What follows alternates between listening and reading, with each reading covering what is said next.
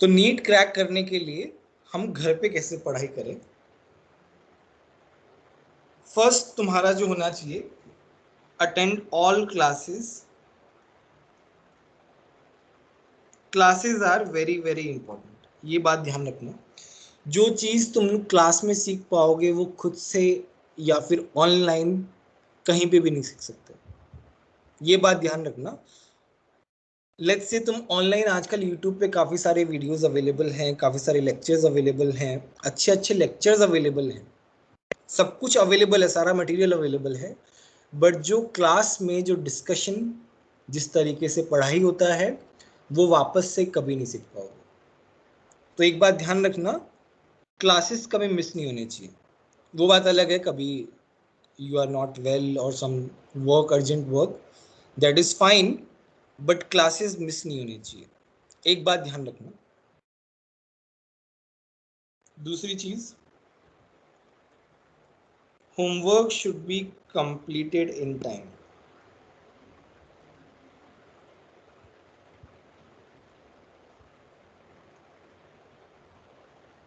मान लो जैसे आज तुम्हारा होमवर्क, मैंने कुछ होमवर्क दिया और डिस्कशन जैसे परसों है लेट्स से, तो डिस्कशन से पहले वो होमवर्क कंप्लीट होना चाहिए, क्योंकि डिस्कशन जो है वो तभी तुम अच्छे से कर पाओगे जब तुमने होमवर्क किया। अभी तुम 10th क्लास में नहीं हो, 10th क्लास तक क्या होता था, भाई होमवर्क थोड़ा डिले भी हो गया तो इट्स फाइन, बाद में भी तुम कर सकते हो। बट यहाँ पे ध्यान रखना कि एक बार जो चीज़ मिस हो गई उसे वापस से गेन करना मुश्किल होता है, क्योंकि फिजिक्स, केमिस्ट्री, मैथ, बायो, तीनों जो हैं वो एक साथ करना और उसका होमवर्क कंप्लीट करना, और छूट जाए तो वापस से करना बहुत मुश्किल है। बैकलॉग जो है वो बिल्कुल नहीं रखना, टाइम के साथ कंप्लीट करना है।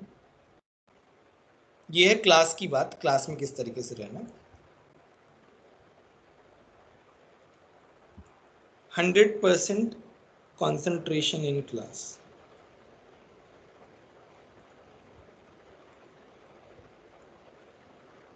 एक बात ध्यान रखना, लेट्स से सब लोग बोलते हैं 6 to 7 hours जो है, that study is very important, self study for the NEET और for any big competitive exam.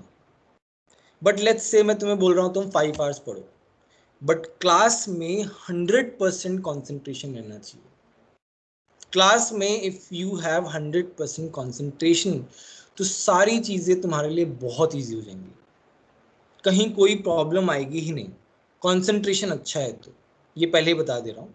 काफ़ी सारे लोग अभी ऑनलाइन में थोड़ा सा ये और डिफिकल्ट हो गया है, जो ऑब्जर्व किया है सब लोगों ने, कि कंसंट्रेशन थोड़ा सा पुअर होता है, क्योंकि तुम घर पे बैठे हो, रिलैक्स वे में बैठे हो। क्लासरूम में होता है तो बात अलग होती है, बट फिर भी ट्राई करो कि तुम अच्छे से फुली कॉन्सेंट्रेट होके पढ़ो, क्लास में एटलीस्ट। क्लास तो अच्छे से होनी ही होनी चाहिए। दूसरी चीज़,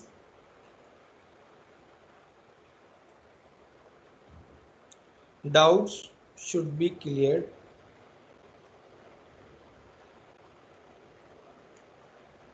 that time only। जैसे मान लो क्लास चल रही है, तुमको कोई डाउट आया तो उसी टाइम पूछ लो, ये मत सोचो कि डाउट कैसा है, सर क्या कहेंगे, लोग क्या कहेंगे, ये बात बिल्कुल भी दिमाग से निकाल देना, नहीं तो आगे बहुत ज़्यादा रिग्रेट होगा। डाउट्स उसी टाइम क्लियर हो जाए तो तुम्हारा हेड क्लियर हो जाएगा और फिर तुम अच्छे से कॉन्सेंट्रेटेड वे में पढ़ सकोगे, ये बात ध्यान रखना इस बात का। और कभी भी हेजिडेंट मत होना डाउट्स पूछने के लिए, ये बहुत ही इंपॉर्टेंट पॉइंट है। काफ़ी सारे बच्चे डाउट नहीं पूछते हैं और वो फिर बाद में रह जाते हैं। लास्ट ईयर मेरा एक स्टूडेंट था परम करके, तो वो जब 11th में था तब वो एक मीडियोकर स्टूडेंट था, एक एवरेज स्टूडेंट, बट वो हमेशा अपने डाउट्स पूछता गया, अपने टीचर्स को फॉलो करता गया, लास्ट लास्ट तक वो बहुत आगे चला गया, टॉपर्स में टॉप 3 में आने लग गया, और अभी उसको IIT JEE में मेंस में 99.52 परसेंटाइल आया है उसको, बहुत ही आगे चला गया। तो अपने टीचर्स को फॉलो करते जाओ, क्लासेस अटेंड करो और डाउट्स क्लियर रखो, ये बात ध्यान रखना है। 3 की जो है बहुत इंपॉर्टेंट है। ठीक है, ये तो हुआ क्लास में कैसे रहना है। दूसरी चीज, रिवाइज नोट्स डेली बेसिस। जैसे मान लो आज मैंने कुछ पढ़ाया, आज हमारा टॉपिक है मूल कॉन्सेप्ट, तो वो आज की आज ही रिवाइज होना चाहिए। तो लेट्स से मैंने आज जो कंटेंट पढ़ाया, बट तुम उसे 2 दिन के बाद पढ़ रहे हो, तो तुम्हें उसमें से 70% चीजें ही याद रहेंगी। तुम 70 to 80% ही रिकॉल कर पाओगे। स्टार्टिंग में थोड़ा इजी रहेगा, तो हो सकता है 90 to 100% भी रिकॉल कर लो, बट जब जैसे जैसे सिलेबस आगे बढ़ता चला जाएगा तो चीज़ें याद नहीं रहती हैं। तो एक हैबिट जो है, ये हैबिट डालो कि जो आज पढ़ाया जाए वो आज ही कवर करना है। जैसे आज जो भी पढ़ाया जाएगा तुम उसे 15 मिनट में रिवाइज कर लोगे, 15 मिनट्स तुम्हें कैसे भी करके निकालने हैं, और नोट्स को डेली पढ़ना है। जो आज पढ़ाया जाए आज पढ़ लो, उससे क्या होगा, तुम्हें वो चीज़ें याद रहती हैं। देखो, हम लोग नोट्स बहुत अच्छे से लिखवाते हैं, बट फिर भी कुछ एडिशनल चीज़ें भी बताते हैं क्लास में, तो वो तभी याद रहेंगी जब उसी दिन तुम नोट्स रिवाइज करोगे। और जो भी चीज़ तुम्हें लगे कि सर ने बताई है एडिशनल, बट सर ने लिखवाई नहीं है, तो उसको तुम्हें लिख लेना है। यहाँ पे मैं इसके बारे में इसके आगे लिख रहा हूँ, right additional notes by yourself after the class. Class में नहीं लिख पाओ, और इन द क्लास अगर टाइम मिले तो इन द क्लास भी कर सकते हो, कोई प्रॉब्लम नहीं है ना। ये डेली होना चाहिए। ये हैबिट डाल लोगे तो तुम्हें एटलीस्ट थ्योरी जो है ना वो तुम्हारी स्ट्रांग रहेगी। दूसरी बात आती है प्रैक्टिस की।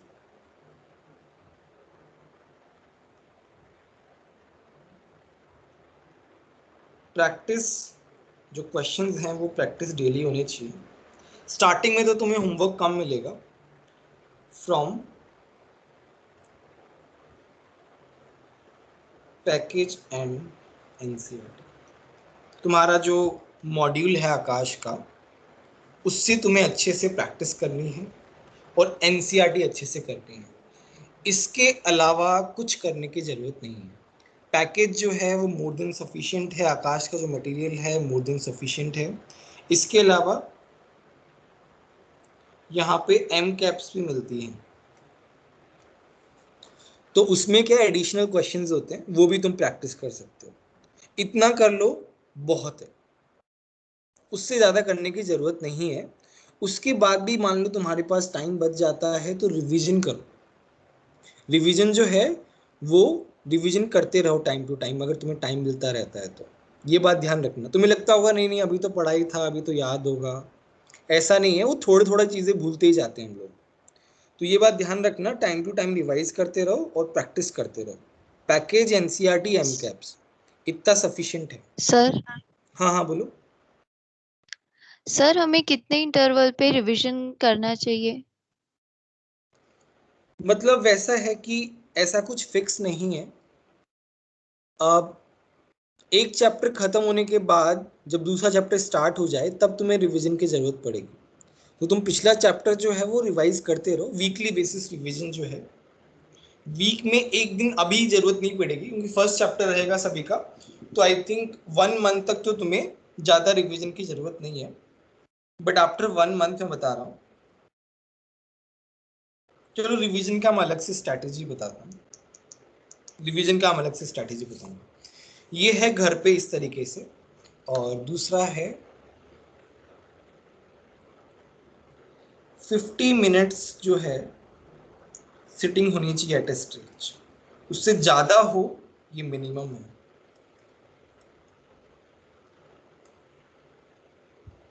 उसके बाद 10 मिनट्स का ब्रेक ले सकते हो तुम। ब्रेक में एक बात ध्यान रखना, नो मोबाइल फोन। काफ़ी सारे लोग क्या करते हैं, व्हाट्सएप टेक्स्ट हुआ, इंस्टाग्राम हुआ, सोशल मीडिया जो है वो 10 मिनट्स में देख लेते हैं।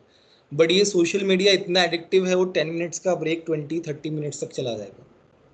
तो मोबाइल यूज़ नहीं करना है, ब्रेक लेना है तो कुछ फिजिकल एक्सरसाइज कर, अपने घर वालों से बात या फ्रेंड्स लोगों से बात इस तरीके से कर सकते हो।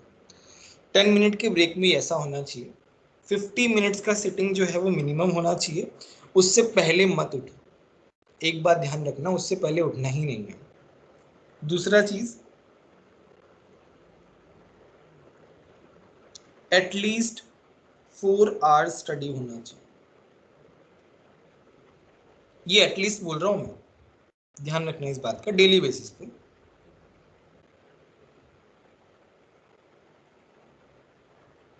आइडियली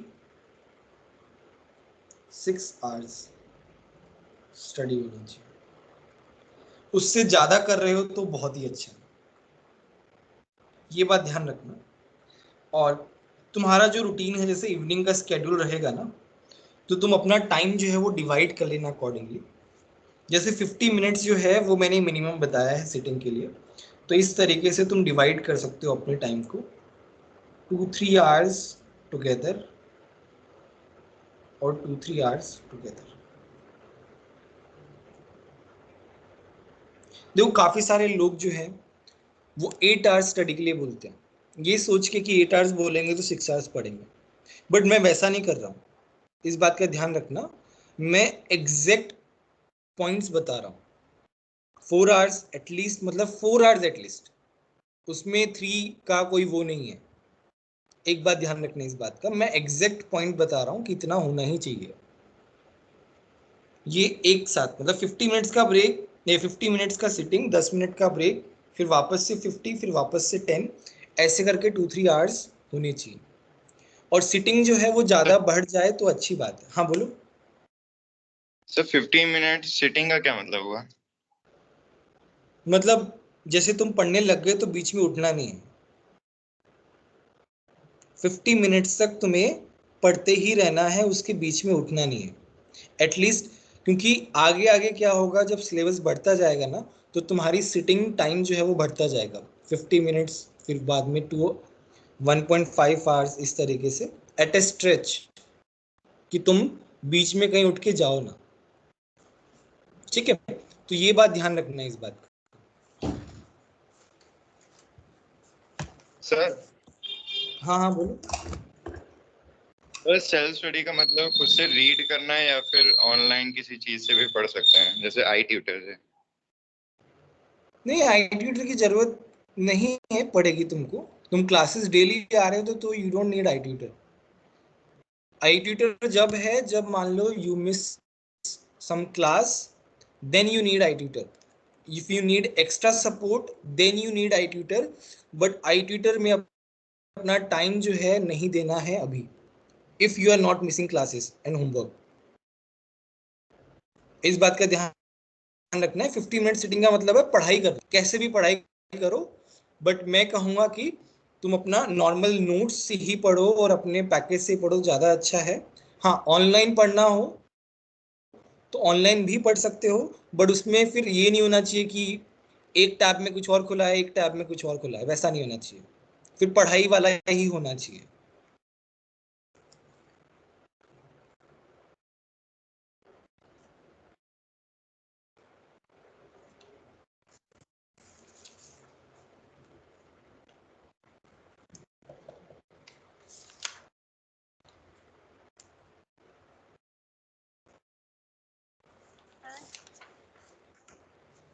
ठीक है, और कोई डाउट्स अभी तक किसी को कुछ पूछना हो तो?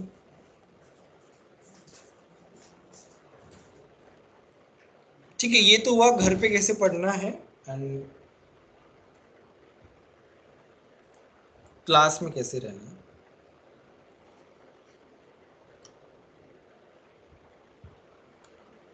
दूसरा पॉइंट है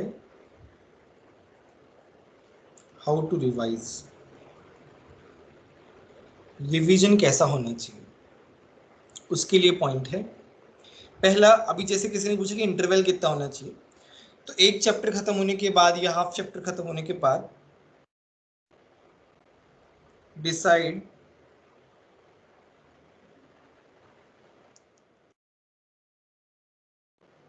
वंस अ वीक जब तुम्हारा हॉलीडे हो तब तुम्हें रिवीजन करना चाहिए। रिवीजन में क्या होना चाहिए? सबसे पहले तो नोट्स रिवीजन होना चाहिए।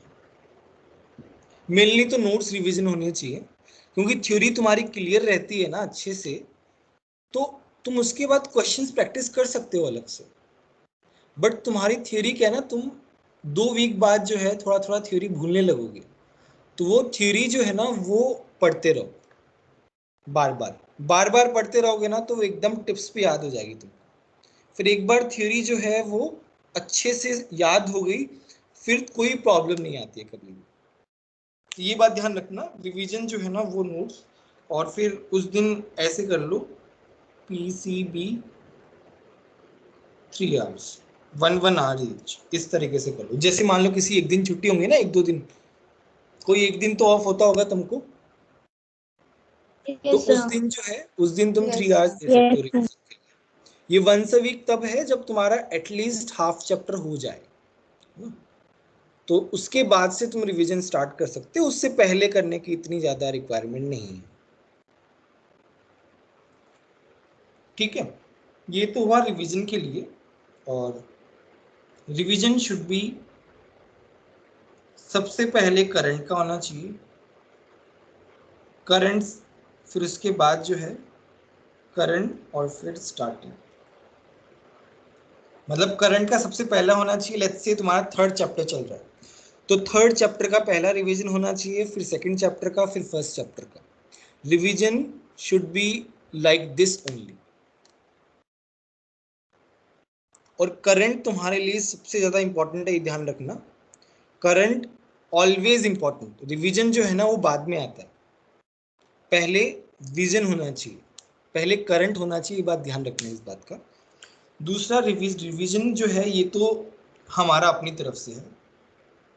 फॉर टेस्ट कैसा होना चाहिए?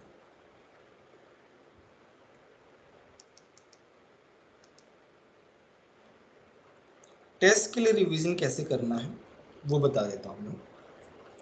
तो 3 टेस्ट है, FT, टर्म टेस्ट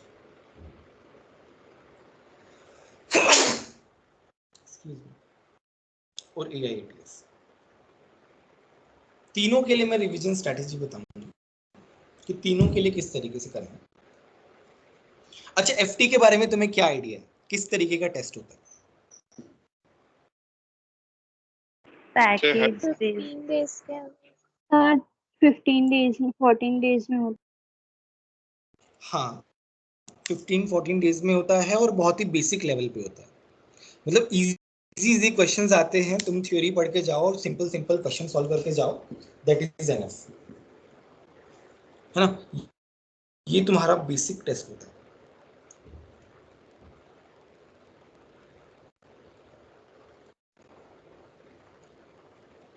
इसके लिए नोट्स अच्छे से होने चाहिए रिवीजन, और revision should be started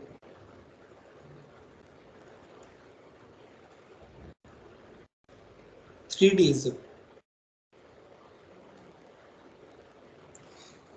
3 days में तुम रिवाइज कर सकते हो आराम से ना, कुछ ऐसा बहुत ज्यादा रिक्वायरमेंट की जरूरत नहीं है इसमें। 3 डेज में तुम आराम से रिवीजन कर सकते हो। देखो ये जो स्ट्रैटेजी बता रहा हूं ना मैं टेस्ट वगैरह के लिए, ये उन लोगों के लिए एप्लीकेबल है जो अच्छे से पढ़ाई कर रहे हैं। उन लोगों के लिए कोई स्ट्रैटेजी नहीं है जो नहीं पढ़ाई करते, एक बात ध्यान रखना इस बात का, क्योंकि 3 डेज में तभी कवर हो सकता है जब पहले पढ़ाई की हो। जिन लोगों ने पहले पढ़ाई नहीं की हो मान लो, तो उसके लिए कोई स्ट्रैटेजी नहीं है, उसके लिए तो अलग है एकदम। तो ये उन लोगों के लिए बता रहा हूँ जिन लोगों ने पहले विजन कर लिया है, अच्छे से आता है, अब बस में रिवीजन की रिक्वायरमेंट है, वो भी 3 दिन पहले स्टार्ट कर दो। उसमें भी 1 दिन फिजिक्स, 1 दिन केमिस्ट्री, 1 दिन बायो। बायो जो है ना, बायो लास्ट करो। क्यों? क्योंकि बायो में ज्यादातर चीजें याद करनी है, इंफॉर्मेटिव है, तो थोड़ा पहले ही याद रहेगा, मतलब एक दिन पहले ही अगर तुमने याद किया है तो वो तुम्हें याद रहेगा एग्जाम के लिए। तो इस तरीके से स्ट्रेटेजाइज करना। अच्छा, एक और चीज, रिवीजन 3 डेज पहले होना चाहिए। नोट्स रिवीजन प्लस तुम्हारे यहाँ पे जो मॉड्यूल रहेगा उस मॉड्यूल के 3 पार्ट है, यहाँ पे मैं लिख देता हूँ। एक्सरसाइज,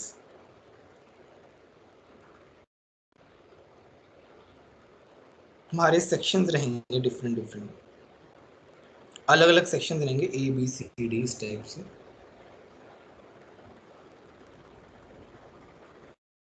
लेवल वाइज रहेंगे, तो वो उस तरीके से रहेंगे।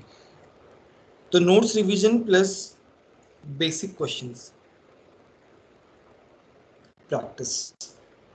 तुम्हें प्रैक्टिस के लिए FT की प्रैक्टिस के लिए एक वो भी मिलेगा, मतलब मटेरियल तो तुम्हें बहुत सारा मिलेगा। टेस्ट से पहले एक मटेरियल मिलेगा सो दैट तुम्हारा प्रैक्टिस अच्छे से हो जाए, तो वो अच्छे से कर लो, उतना ही बहुत है। ये हुआ FT के लिए। FT में बहुत ज़्यादा प्रेशर नहीं रहेगा तुमको। टर्म टेस्ट जो है it is exactly like NEET. NEET का जो पेपर आता है टर्म टेस्ट उसी तरीके से आता है, एग्जैक्ट वही लेवल का आता है। इसके लिए क्या करना है, revision should be started 1 week before। 1 week sufficient है, अच्छे से प्रैक्टिस की है तो। अब रिवीजन करना कैसे है, देखो नोट्स मैं हमेशा लिख रहा हूँ क्योंकि नोट्स बहुत ज़्यादा इंपॉर्टेंट होते हैं, इस बात का ध्यान रखना, क्योंकि सबसे पहले थ्योरी समझ में आएगी तभी क्वेश्चन बना पाओगे। हाँ बोलो। सर नोट्स मतलब क्लास में जो हमको लिखवा रहे हैं वही या फिर खुद से बनाना? नहीं, क्लास में जो है, क्लास नोट्स की बात कर रहा हूँ मैं। क्लास में जो लिखवाया जाता है वही तुम्हें लिखना है, और एडिशनली अगर तुम्हें कुछ लिखना है तो उसी में ऐड कर दो, कहीं और लिखने की जरूरत नहीं है तुमको, कुछ और नोट्स बनाने की कोई जरूरत नहीं है। Class notes are more than sufficient. ठीक है, प्लस पैकेज। अभी पैकेज में सारे क्वेश्चन नहीं कर पाओगे ऑब्वियसली, इतना टाइम थोड़ी मिलेगा तुमको, तो तुम्हें पैकेज में वो क्वेश्चंस करने हैं। जैसे मान लो मैंने होमवर्क दिया 2 दिन बाद 15 क्वेश्चंस, 15 में से लेट्स से तुमने 10 क्वेश्चंस बना लिए, 5 क्वेश्चंस तुमको डाउट आए और वो तुमने डिस्कस कर लिए, और फिर उसके बाद हम आगे बढ़ते चले गए। इस तरीके से डिस्कशन होगा, इस तरीके से आगे प्रोसेस होता है। हम लोग होमवर्क देते हैं, डिस्कस करते हैं, तुम अपने डाउट्स डिस्कस करते हो, तो तुम्हें बस पैकेज में जो तुमसे क्वेश्चंस नहीं बने थे, जो तुम्हारे डाउट्स आए हैं, वो तुम्हें डिस्कस करनी है। एक बात ध्यान रखना, तुमको जो है नोटबुक्स बनानी जो है ना, एक तो क्लास नोटबुक होनी चाहिए,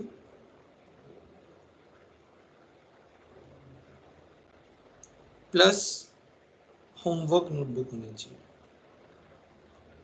दोनों नोटबुक सेपरेट होनी चाहिए, एक बात ध्यान रखना इस बात का। होमवर्क नोटबुक जो है काफी सारे लोग, मतलब जितने पिछले 1.5 ईयर्स में मैंने एक्सपीरियंस किया है कि लोग जो है बस ऐसे ही होमवर्क कर लेते हैं, मतलब मॉड्यूल के अंदर ही सॉल्व कर लिया या फिर कोई भी रफ पेपर पे सॉल्व कर लिया। नहीं, homework should always be fair. Fair notebook तुम्हें रखनी है और उसी में ही नंबर वाइज सॉल्व करना है। ऐसा नहीं है 5 क्वेश्चन पहले स्टार्टिंग के कर लिए, 5 क्वेश्चन बाद के कर लिए, ऐसा नहीं है। मेंटेन होना चाहिए प्रॉपर होमवर्क नोटबुक।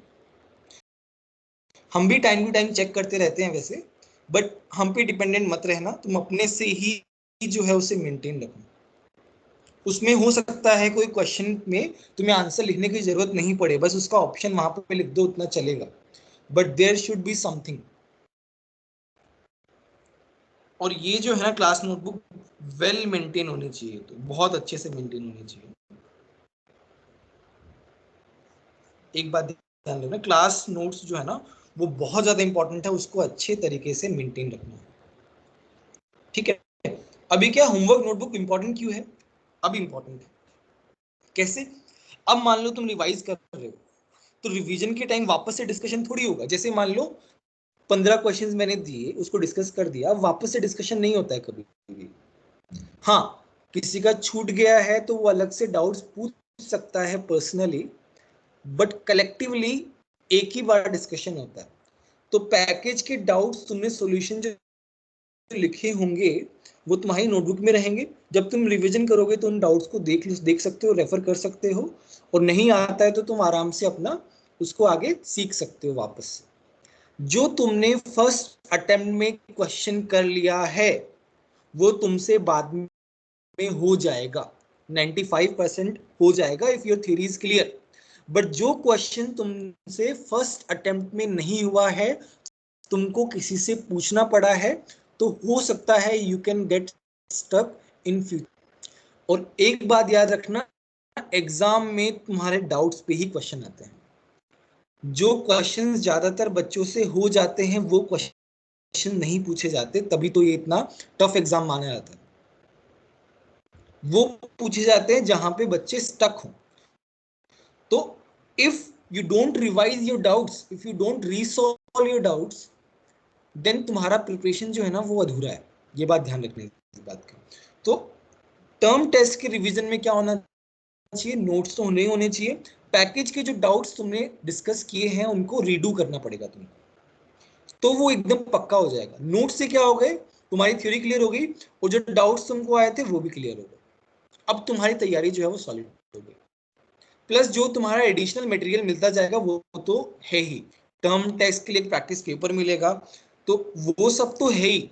उसके अलावा मैं रिवीजन की बात कर रहा हूँ। अब तुम कहोगे सर हमारी क्लासेस भी रहेंगी उस वीक। क्लासेस कभी वो नहीं होंगी कि एग्जाम के लिए प्रिपरेटरी लीव मिल रहा है, ऐसा कभी नहीं होगा। कॉम्पिटिटिव एग्जाम में टाइम रहता ही नहीं है, कोई लीव नहीं मिलता है, तुम्हें अपने साथ ही साथ पूरी तैयारी करनी पड़ती है। तो इसमें तुम्हें किस तरीके से करना है, जैसे 6 डेज रहता है, Monday, Tuesday, Wednesday, Thursday, Friday, Saturday, Sunday को टेस्ट होता है जनरली, तो संडे को मैं टेस्ट एज्यूम कर रहा हूँ, तो 2-2 दिन डिवाइड कर लो, क्योंकि एक दिन सफिशिएंट नहीं मिलेगा और एक दिन में बहुत सारा टाइम भी नहीं दे सकते हो। तो इसमें तुम्हें देना है 2 to 4 आवर्स। देखो मैं एक गैप क्यों रख रहा हूँ, क्योंकि हो सकता है किसी बच्चे को रिवीजन के लिए 2 आवर्स चाहिए, हो सकता है किसी बच्चे को रिवीजन के लिए 4 आवर्स चाहिए।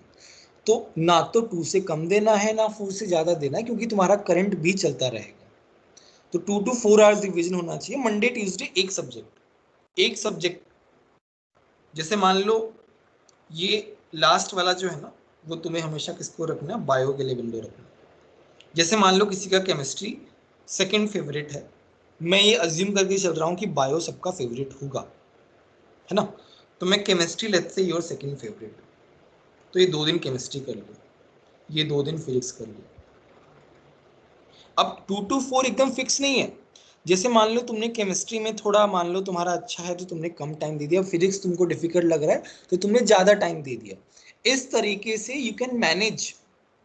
मैं एक एवरेज लेके चल रहा हूँ, बट सिचुएशन के अकॉर्डिंग, अपने अकॉर्डिंग तुम्हें जब समझ में आने लग जाएगी चीजें तो तुम्हें खुद को आइडिया लग जाएगा किस सब्जेक्ट को ज्यादा टाइम देना है, किसको कम टाइम देना है, तो उसके अकॉर्डिंग तुम डिवाइड कर सकते हो। ठीक है, लास्ट डे क्या होना चाहिए, लास्ट डे में सभी के लिए लिख लेता हूँ। जैसे संडे को टेस्ट है, लास्ट डे प्रिपरेशन क्या होना चाहिए, क्योंकि लास्ट डे पे तुम टेस्ट का ही प्रिपरेशन करोगे और कुछ तो नहीं करोगे, तो you will be having enough time. तो उसमें क्या है ना, all notes, important formulas, concepts, कि हर एक फैकल्टी जो है वो मार्क कराता है क्या इंपॉर्टेंट है, क्या इंपॉर्टेंट नहीं है, कौन सा फॉर्मूला इंपॉर्टेंट है, कौन सा कॉन्सेप्ट इंपॉर्टेंट है, और तुम जब प्रैक्टिस करते हो तब भी तुम्हें समझ में आने लग जाएगा। तो ये तुम्हारा लास्ट डे प्रिपरेशन होना चाहिए सभी का अच्छे से, क्योंकि कोई भी क्वेश्चन जो है वो छूटना नहीं चाहिए जिसमें फॉर्मूला यूज हुआ। ठीक है, यहां तक किसी को कंफ्यूजन है? No sir. No no sir. Sir. No sir. हाँ, अब हम बात No, करते sir. हैं नो सर। ये ठीक। एग्जाम वो एनसीईआरटी में से भी आएंगे क्वेश्चन? एनसीईआरटी तो बेटा पढ़ते ही रहना है, मतलब एनसीईआरटी तो साथ साथ में पढ़ते ही रहना है, और एनसीईआरटी डिस्कशन भी होगा, एनसीईआरटी के क्वेश्चंस तुम्हारे उसमें भी हैं, पैकेज में भी है, और एनसीईआरटी हम अलग से भी डिस्कस करेंगे। तो एनसीईआरटी तो एक तरीके से पार्ट है ही पूरे प्रिपरेशन का, that is not separate. Class notes में बोल रहा हूँ, but NCERT notes all together एक तरीके से कंप्लीट नोट्स हो गए तुम्हारे। बट जो एनसीईआरटी में रहता है वो पूरा कवर्ड रहता है नोट्स में, बट फिर भी एक बार एनसीईआरटी को गो थ्रू करना ही चाहिए। Okay sir, thank you. अच्छा, एआईएटीएस जो है वो जो है नीट से थोड़ा सा एडवांस होता है, इसका लेवल जो है नीट से ऊपर रहता है। क्यों? क्योंकि हो सकता है नीट का पेपर किसी ईयर टफ आ जाए, तो प्रिपरेशन जो है ना वो एक तरीके से हमें एडवांस तरीके से ही करनी रहती है। हम हर तरीके से तैयार होने चाहिए, हर एक सिचुएशन के लिए रेडी रहने चाहिए। तो ये जो कॉम्पिटिटिव एग्जाम्स हैं, दीज आर लाइक, जैसे जो बड़े बड़े क्रिकेटर्स हैं, बड़े बड़े प्लेयर्स हैं, उनकी जो ट्रेनिंग होती है वो ट्रेनिंग बहुत वास्ट होती है, बट वो तो खुद बहुत ज़्यादा बड़ा वो हो गया। मैं एग्जाम्पल से बता रहा हूँ, जैसे उनका प्रिपरेशन, उनका ट्रेनिंग जो रहता है, वैसे ही तुम्हारा भी ट्रेनिंग रहेगा 2 साल। तो तुम्हें हर एक स्टेप पे क्या करना है, कैसे करना है, वो सब तुम्हें स्ट्रेटेजाइज वे में करना है। देखो यहाँ पे मैं इतना जो टाइम दे रहा हूँ किस तरीके से क्या करना है, क्योंकि ये बहुत ज्यादा इंपॉर्टेंट है। You are preparing for national level competitive exam, बहुत ही बड़े एग्जाम की तैयारी कर रहे हो, तो everything you do should be properly organised and in a very strategic manner, then only you will be able to crack it. जितने लोग सेलेक्ट होते हैं उतने ही और लोग जो है ना वो भी डिजर्विंग होते हैं, उतने और लोग भी डिजर्विंग होते हैं, उन्होंने भी बहुत पढ़ाई की होती है, बट उनमें लैग क्या रहता है? कॉन्फिडेंस वगैरह ये सब तो ठीक है, मोटिवेशन, कॉन्फिडेंस ये सब तो ठीक है, बट उनका ऑर्गेनाइजेशन वो पुअर रहता है। काफ़ी सारे लोग जो हैं वो पढ़ते बहुत हैं, बट वो बिल्कुल भी ऑर्गेनाइज तरीके से नहीं रहते हैं, तो वो पीछे रह जाते हैं, है ना। तो मेरा बस एक ही वो है मोटो कि बहुत ऑर्गेनाइज तरीके से सबको सब कुछ चीज़ें करनी है। एआईएटीएस के लिए क्या करना है? Similar to term test,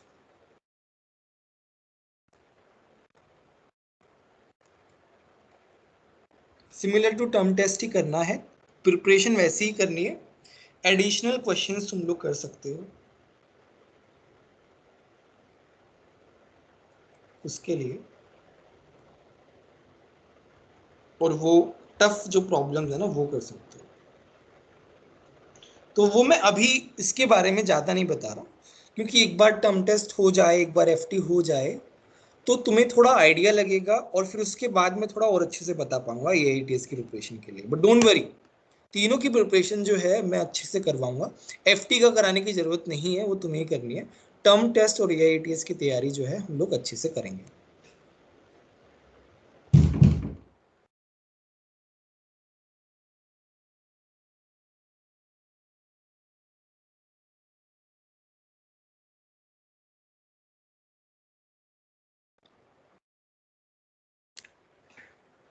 third point है रिवीजन हो गया। How to do homework at home.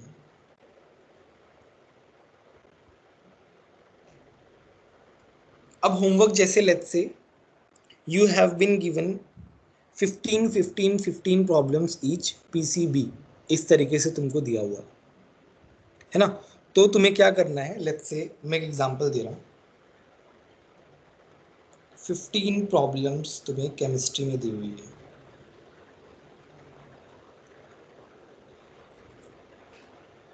ठीक है, 15 प्रॉब्लम्स केमिस्ट्री में दी हुई है। अब तुम्हें क्या करना है, जब तुम होमवर्क अटेम्प्ट कर रहे हो, फर्स्ट क्वेश्चन तुमने किया, लेट्स से तुमसे नहीं हुआ, लेट्स से तुमसे नहीं हो रहा है स्टार्टिंग में, तो एक बार के लिए छोड़ दो। तो मैं यहाँ पे क्या लिख रहा हूँ, फर्स्ट अटेम्प्ट ऑल 15, हर एक क्वेश्चन के लिए 3 मिनट्स फॉर वन क्वेश्चन। एक क्वेश्चन के लिए ज्यादा से ज्यादा 3 minutes, max to max 4 minutes, बस 3-4 मिनट्स जो है ना वो ज्यादा से ज्यादा होना चाहिए, उससे पहले ही हो जाना चाहिए, बट इतना तुम कर सकते हो। उसके बाद क्या करोगे तुम, क्रॉस चेक विद आंसर की। अब 15 क्वेश्चन में से 3 कैटेगरीज में डिवाइड कर रहा हूं।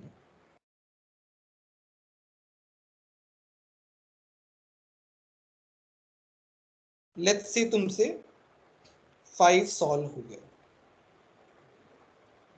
ज्यादा ही होंगे, मैं बस एग्जांपल बता रहा हूं, तो उनको देखने की जरूरत नहीं, उनके राइट आंसर्स आ गए। फर्स्ट 5 तुम्हारे रॉन्ग हो गए, 5 तुमसे नहीं बने, couldn't solve।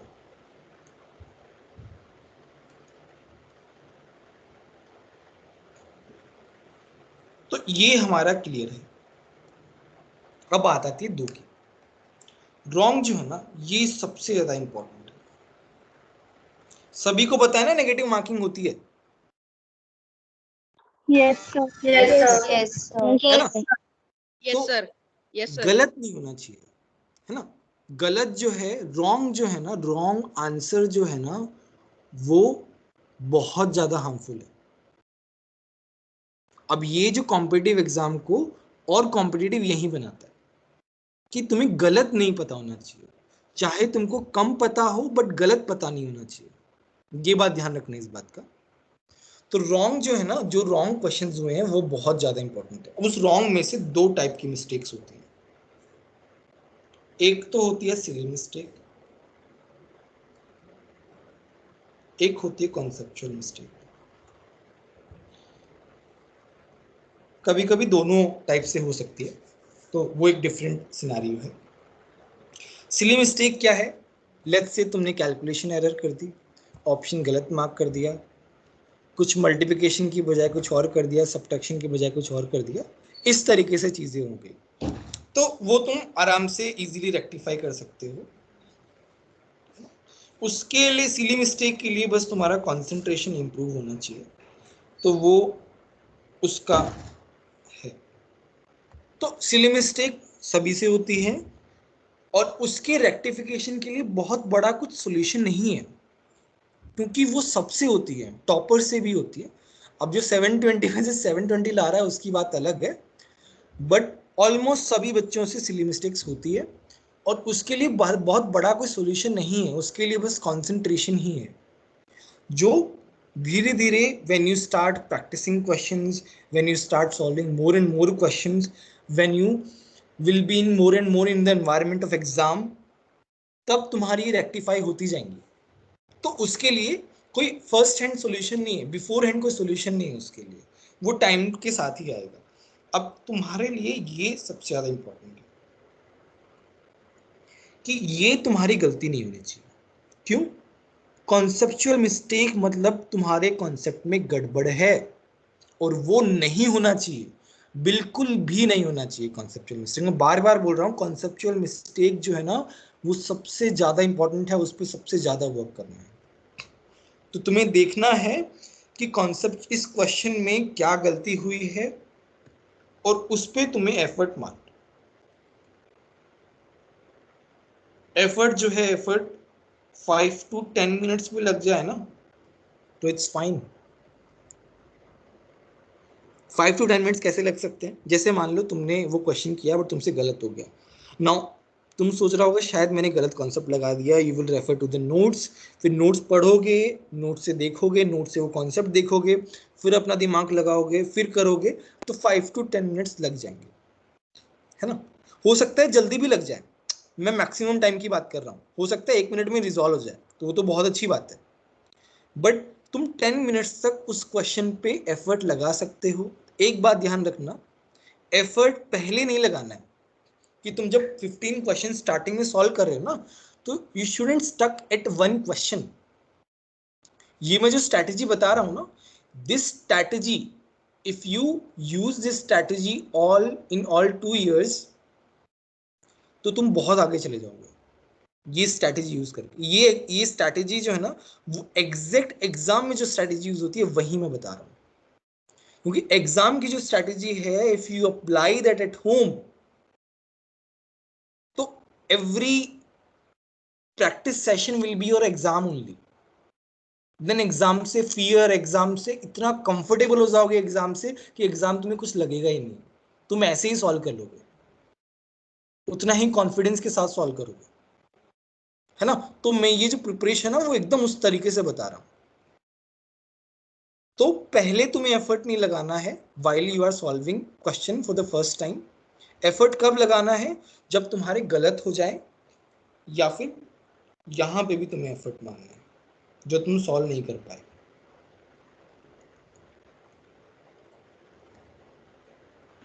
ये मैं उन क्वेश्चंस की बात कर रहा हूं जो कॉन्सेप्चुअल वाले क्वेश्चंस हैं। अब जैसे मान लो कोई इंफॉर्मेटिव क्वेश्चन है, वो इंफॉर्मेटिव क्वेश्चन तो तुम्हें पता होना चाहिए, तुम उसको गूगल भी कर सकते हो, कोई प्रॉब्लम नहीं है, वो तो एक अच्छी चीज़ है, फटाफट वहाँ पे टाइम बचा सकते हो। बट मान लो कोई न्यूमेरिकल सॉल्व करना है ना, कोई अच्छा क्वेश्चन सॉल्व करना है, तो उसमें तुम एफर्ट लगाओगे ना, तो क्या होगा, तुम्हारा माइंड जो है वो डेवलप होगा, तुम्हारा माइंड जो है वो अलग अलग डायरेक्शन में जाएगा। तुम सोचोगे कि ऐसा भी हो सकता है, ऐसा भी हो सकता है। It will think of different different possibilities, different kind of solutions. तो तुम्हारा ब्रेन जो है वो डेवलप होने लगेगा धीरे धीरे। मैं अभी बता रहा हूँ 10th क्लास तक जो है हो सकता है तुम्हारा एवरेज माइंड हो, but if you study, if you prepare for this exam अच्छे तरीके से, तो एक साल बाद तुम खुद ही देखोगे तुम में कितना चेंज आ गया। I have seen my students, last year के students, so I was teaching JEE advance वाले स्टूडेंट्स लास्ट ईयर, तो उनमें से 3-4 बच्चे थे जो बहुत एवरेज थे, एवरेज से थोड़ा सा ऊपर थे और ठीक ठाक पढ़ते थे। बट जब वो एक साल बाद जब मैंने देखा ना, उन लोगों में बहुत ज़्यादा इंप्रूवमेंट आया, क्योंकि वो उन लोगों में इतना डेडिकेशन था। वो हमेशा सर ये सॉल्व करना है, ये डिस्कस करा दो सर, ये डिस्कस करा दो सर, ऐसे कर दो, और डाउट्स भी पूछते थे, बहुत ओपनली डिस्कशन होता था। एक साल के बाद उनमें इतना इंप्रूवमेंट आया, मैंने कभी किसी बच्चे में इतना इंप्रूवमेंट नहीं देखा। एक तीर्थ पटेल करके है, एक परम है, एक जेठाराम, ऐसे 3 बच्चे हैं तुम्हारे सीनियर्स जेई वाले, जिन तीनों के 99.5 परसेंटाइल से ऊपर आए जेई मेंस में। और वो तीनों जो है पहले हम सोच भी नहीं सकते थे कि वो इतना ऊपर आ सकते हैं। वो हार्डवर्क और अभी जिस तरीके से वो अप्रोच करते हैं क्वेश्चन को, वो बहुत चेंज हो गया। तो वो चेंज तुम्हारे अंदर आएगा if you prepare it very well, in a well mannered way, मतलब एक तरीके से। और वो तब आएगा जब तुम क्वेश्चंस में थोड़ा एफर्ट लगाओगे। अगर तुमने क्वेश्चन देखा और तुम्हें लगा कि नहीं होगा, छोड़ देते हैं, सर से पूछ लेंगे, तो वैसा चलता जाएगा, बट तुम्हारा ब्रेन कभी डेवलप नहीं होगा उससे। क्योंकि एक बात याद रखना, एक बार जो क्वेश्चंस आ गए, एक बार जो टाइप के क्वेश्चंस आ गए, वो बार बार रिपीट नहीं होते। हर साल एक नया क्वेश्चन पेपर होता है, एक नया माइंडसेट से पेपर बनाया जाता है। तो इफ तुम्हारा माइंड एक एनफ डेवलप हो गया है नीट के लिए, तो वो डेवलप तभी होगा जब तुम एफर्ट्स लगाओगे। दूसरी बात, जैसे मैंने कहा कि जो डाउट्स तुम्हें आते हैं, अगर मान लो जैसे एक क्वेश्चन है, एक क्वेश्चन को तुमने अभी सॉल्व किया बट तुमसे नहीं हुआ, तुमने सर से पूछ लिया, सर ने बता दिया, तुमको समझ में आ गया, गारंटी लेता हूं 1 वीक बाद तुम उस क्वेश्चन को भूल जाओगे। 90% चांस है वो क्वेश्चन तुम भूल जाओगे। बट लेट्स से किसी क्वेश्चन को तुमने पूछा है बट उससे पहले तुमने अपना पूरा एफर्ट लगाया है, अच्छे से एफर्ट लगाया है, एनफ एफर्ट लगाया है, ज़्यादा भी नहीं, तो ऐसा नहीं पूरा पूरा दिन लगा दिया, नहीं नहीं, थोड़ा टाइम लगाया है, और फिर तुम डाउट पूछते हो, सर तुम्हें बताते हैं कि तुमने यहाँ गलती की है, या फिर तुम्हें रियलाइज होता है मैंने यहाँ गलती की है, तो वो तुम्हें क्लास 2 साल बाद तक भी याद रहेगी, क्योंकि तुमने उसमें अपना टाइम इन्वेस्ट किया है, अपना ब्रेन इन्वेस्ट किया है, तो वो चीज़ तुमको याद रहेगी, ये बात ध्यान रखना इस बात का। और उस क्वेश्चन को तुमने ऐसे ही छोड़ दिया है, सर से पूछ लिया है, कुछ एफर्ट नहीं डाला है, तो वो तुम भूल जाओगे, है ना। आगे इन सारी स्ट्रैटेजीज को फॉलो करना धीरे धीरे थोड़ा डिफिकल्ट होगा, बट ट्राई टू मेंटेन कि हम करें। ये हुआ प्रॉब्लम्स कैसे करना है घर पे। इसमें किसी को कुछ पूछना है तो बोलो।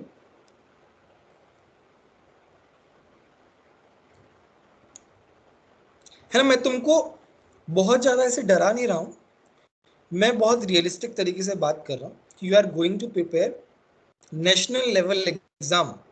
फॉर दैट तुम्हारा पढ़ाई बहुत अच्छा होना चाहिए, तुम्हारा स्ट्रैटेजी बहुत अच्छा होना चाहिए, और तुम्हें बहुत ऑर्गेनाइज तरीके से करना चाहिए हर एक चीज, और टीचर्स को हमेशा फॉलो करना चाहिए, है ना। बट ऐसे बहुत सारी बुक्स लेके आना, बहुत सारा मटेरियल लेना, अलग अलग लोगों की बातें सुनना, सुनो सबकी, बट जो तुम्हें लगे कि तुम्हारे लिए सबसे सही है, क्योंकि हो सकता है कुछ कुछ टीचर्स जो हैं वो अलग अलग तरीके से गाइड कर सकते हैं, सबका अपना अपना व्यू होता है, बट उसी को मानना जो तुम्हें लगे कि सही है, और अप्लाई करके देखना।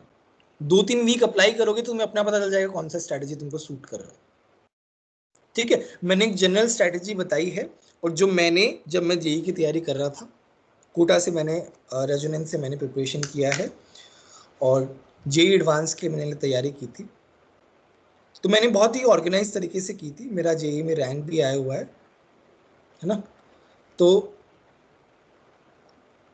अपना जो तैयारी है वो बहुत ही ऑर्गेनाइज तरीके से होना चाहिए, और मैंने हमेशा अपने टीचर्स को ब्लाइंडली फॉलो किया है। हाँ बोलो। Sir, how to manage school and preparation both together? हाँ, ये वेरी इंपॉर्टेंट क्वेश्चन, मेरे को ध्यान में नहीं आया था।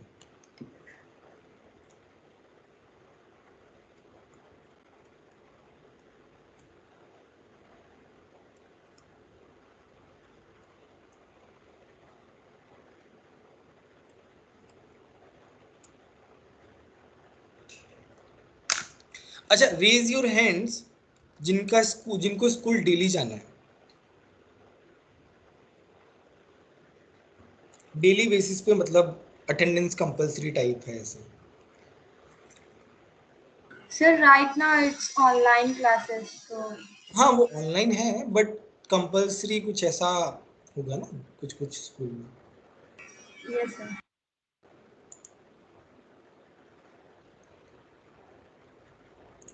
50% बच्चों का है I guess.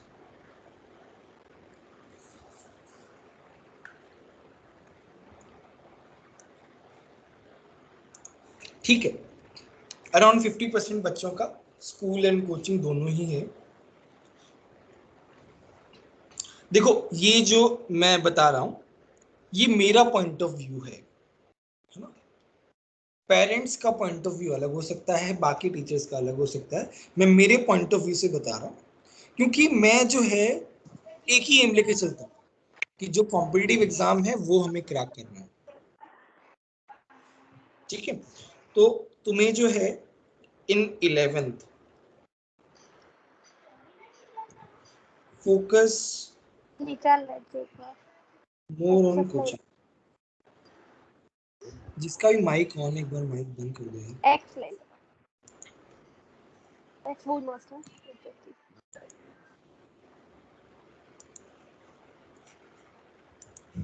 Focus more on coaching. मैं कहना है स्कूल छोड़ दो, स्कूल के लिए कम टाइम, लेट्स से you have 6 hours study plan per day, मतलब स्कूल कितना होगा, 4 आवर्स होगा, ज्यादा होता है। Sir, 5 hours. चलो 5, सर 4 to 5 hours। ठीक है, मैं 4 to 5 आवर्स कर दिया मैंने, ठीक है। कोचिंग जो है वो 4 days होती है और वो कितने आवर्स होती है, 3-4 आवर्स, ठीक। तो 9 आवर्स जो है वो तुम्हारे किस में चले गए, स्कूल प्लस उसमें चले गए,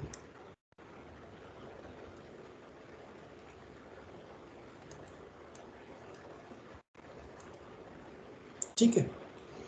तो अभी तुम्हारे पास बचे 15 आवर्स। एक और बात, वेरी वेरी इंपॉर्टेंट बात, कि यहाँ पे मैं लिख देता हूँ, चलो यहीं पे लिख देता हूँ, एटलीस्ट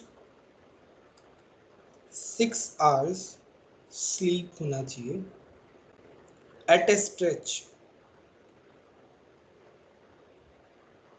एट ए स्ट्रेच होना चाहिए, ये बात ध्यान रखना। एक स्ट्रेच में 6 आवर्स स्लीप नहीं होना चाहिए, और तुम 7 to 8 आवर्स तुम्हारा स्लीप होना चाहिए। देखो कुछ बच्चों को हो सकता है ज़्यादा स्लीप का रिक्वायरमेंट हो, कुछ को कम हो, तो मिनिमम 6 तो होना ही चाहिए। जिसको मान लो ज़्यादा रिक्वायरमेंट है, तो स्लीप में कोई कॉम्प्रोमाइज़ नहीं करना है, ये मैं पहले बता रहा हूँ, स्लीप में कोई कॉम्प्रोमाइज़ नहीं करना है। एक बात ध्यान रखना, ऐसा नहीं कि 5 घंटे सो रहे हैं बस और क्लास में सो रहे हैं, नहीं नहीं नहीं, ऐसा नहीं होना चाहिए। For this exam your concentration matters a lot. Concentration तभी बनेगा जब तुम्हारा स्लीप पूरा होगा। और बेस्ट टाइम जो मैं बताता हूँ सोने का, सबका अपना अपना हो सकता है, मैं उसमें वो नहीं कह रहा हूँ, ऑब्लिगेशन नहीं डाल रहा हूँ, बट तुम्हारा जैसे 11 to 12 स्लीप टाइम होना चाहिए, और कितना 6 to 7 वेकिंग अप टाइम होना चाहिए। ये एक आइडियल टाइम है, ये बेटर, ये सभी के लिए अच्छा है। और सुबह उठ के भी तुम 5 बजे उठ के, लेट्स से 11 o'clock को सो के 5 बजे उठ के पढ़ते हो, तो वो तो बहुत अच्छा है ना। बट आई एम अज्यूमिंग काफ़ी सारे बच्चे जो है ना, वो पेरेंट्स से सुन के, बहुत सारे लोगों से सुन सुन के परेशान हो चुके हैं, है ना। तो मैं बहुत एक रियलिस्टिक तरीके से बता रहा हूँ कि ये एक रियलिस्टिक प्लान है।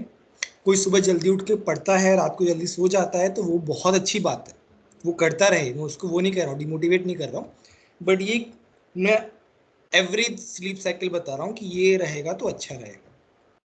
अभी कितना टाइम हो गया, 17 आवर्स तुम्हारा हो गया, बचा कितना, 3-4-7 आवर्स लेफ्ट,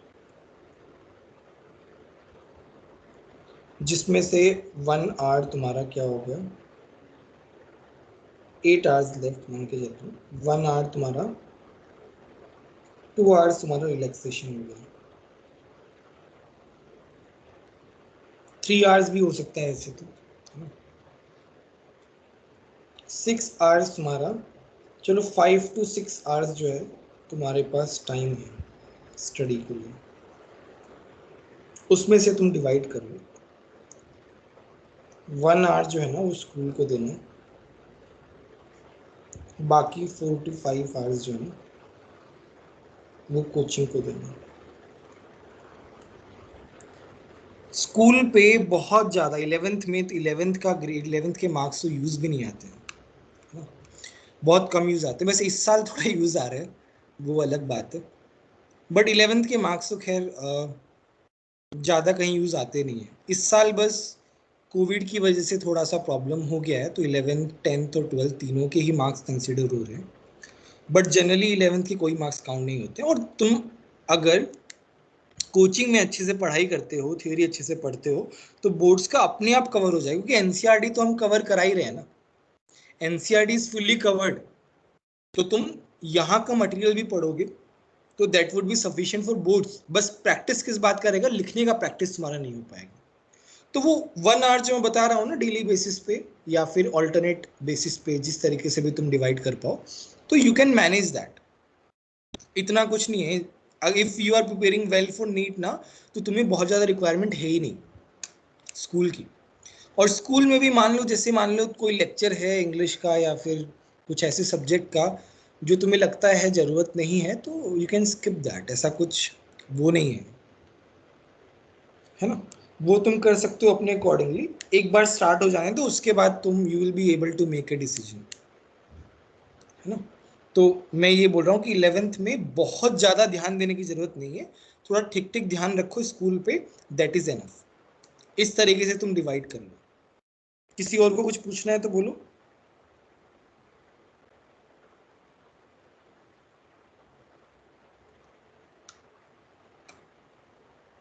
और जिसका ओनली कोचिंग है, स्कूल नहीं है, डमी स्कूल है, तो उसके लिए तो बहुत एडवांटेज है, वो तो बहुत ज़्यादा पढ़ सकता है ना।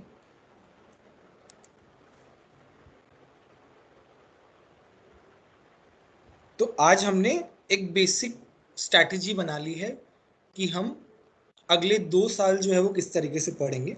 अभी कुछ और पॉइंट्स भी हैं, जैसे पेपर को एनालाइज कैसे करना है, वो मैं एक पेपर होने के बाद बताऊंगा, है ना।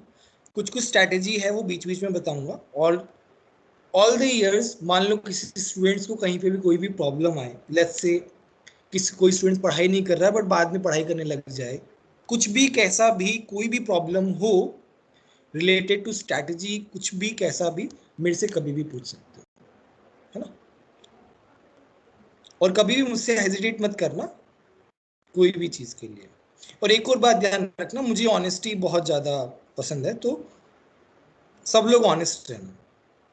मैं कभी किसी को ऐसा फोर्स करके स्टडी करना, बार बार कंप्लेन करना पेरेंट्स से, वो सब नहीं करता हूँ मैं। तुम लोग मेरे से ऑनेस्ट रहो, बस इतना ही चाहिए मेरे को, ठीक है। किसी और को कुछ भी पूछना है तो बोलो। हेलो सर, हाँ हाँ सर बोलो। हमें एम कैप्स कैसे मिलेगा? एम कैप्स वो यहाँ पे तुम्हें नोटिफिकेशन आ जाएगा, नोटिफाई कर दिया जाएगा। तो एम कैप स्टार्टिंग में नहीं मिलता है, जैसे जैसे सिलेबस थोड़ा आगे बढ़ता है, एक दो चैप्टर हो जाते हैं, क्योंकि एम कैप्स में क्या होता है, 3 3 चैप्टर एक साथ आते हैं, तो वो मिल जाएगा एग्जाम के टाइम में, या फिर वो इसका डिस्ट्रीब्यूशन हो जाएगा, उसके लिए नोटिस लग जाएगा। Don't worry about that. Okay sir.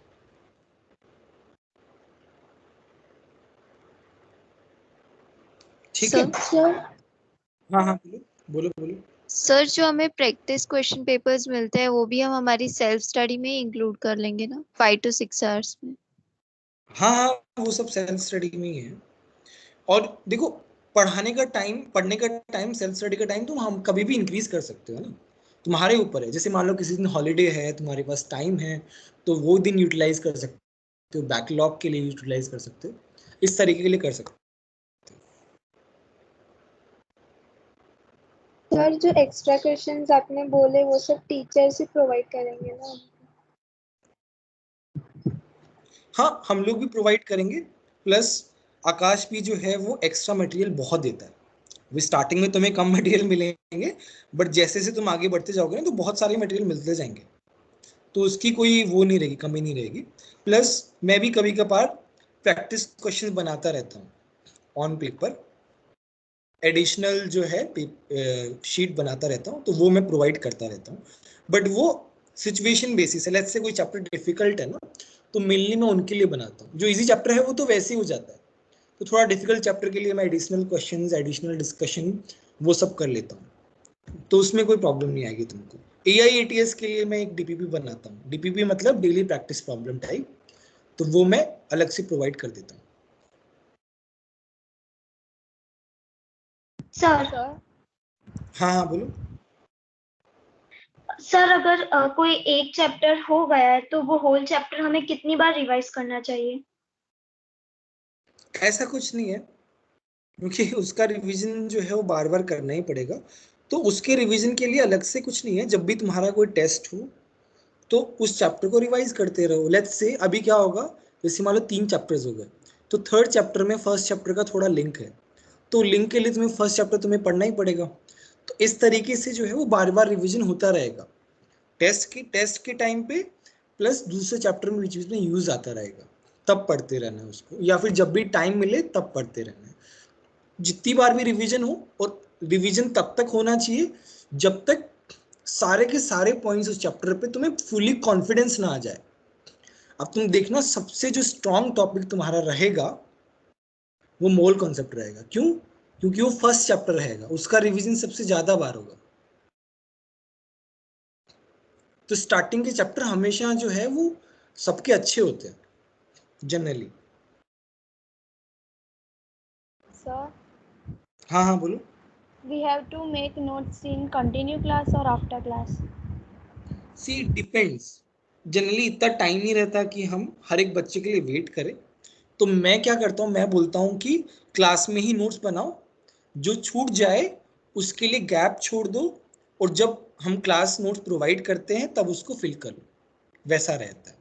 तो मतलब 60 to 70% try to complete notes in class itself, और स्टार्टिंग में तुम चाहे मत भी कर सकते हो क्योंकि तुम्हें इतना टाइम रहेगा स्टार्टिंग में, बट बाद में थोड़ा टाइम कम रहेगा ना, तो it's better to keep a habit कि क्लास में 50 to 70% नोट्स जो है एटलीस्ट वो कंप्लीट कर ले। Okay, sir. सर जो आपने बोला था कि पैकेज से क्वेश्चन आंसर्स होंगे, 15 क्वेश्चन आंसर्स आपको मिलेंगे, वो अकॉर्डिंग टू पैकेज ही होगा ना, मतलब सीक्वेंस वाइज ही होगा, जैसे सीक्वेंस में पैकेज में दिया वैसे ही होगा 15 क्वेश्चन? हाँ हाँ वैसे ही होंगे, और 15 नहीं मिलेंगे, ज़्यादा भी मिल सकते हैं, कम भी मिल सकते हैं, depending upon the topic. Okay.